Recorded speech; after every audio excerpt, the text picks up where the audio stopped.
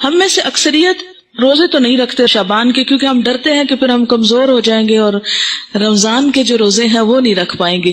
تو اس کا علاج کیا بتایا گیا ہے کہ 15 شعبان کے بعد نہ رکھیں.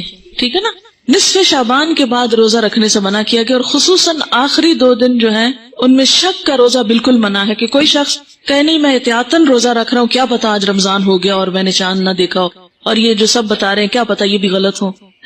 تو وہ شخص شک کا روزہ رکھے تو شک کے روزے سے منع کیا گیا ہے، اور اس کے علاوہ 15 کے بعد روزے سے منع کیا گیا. اب آپ نے دیکھا کہ ایک طرف تو نبی صلی اللہ علیہ وسلم کا عمل ہے کہ وہ 2 مہینے مسلسل روزے رکھتے تھے، دوسری طرف منع کیا گیا ہے کہ 15 کے بعد روزہ نہ رکھا جائے. تو یہ کنٹراڈکشن نہ ہو گئی؟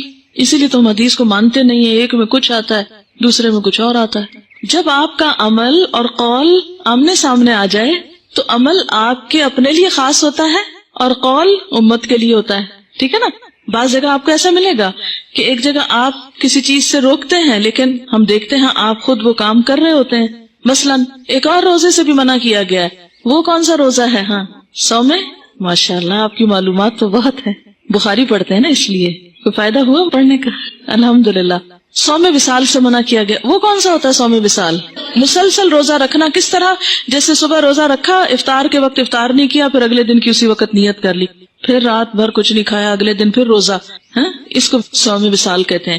آپ صلی اللہ علیہ وسلم خود ایسا روزہ رکھتے تھے، کیونکہ آپ کی طاقت، جیسے انہوں نے فرمایا، آپ کی کیپیسٹی، آپ کی طاقت، آپ کا مقام اور آپ کی کچھ عبادات امت سے خاص تھی، کیونکہ آپ کا مقام بہت بڑا ہے نا.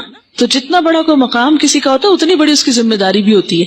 ٹھیک ہے، تو جیسے آپ نے ہمیں صوم وصال سے منع کیا، اسی لیے عام لوگوں کو 15 کے بعد روزوں سے منع کیا گیا ہے، تاکہ وہ خوف میں نہ رہیں کہ ہم رمضان سے پہلے ہی کمزور ہو گئے ہیں.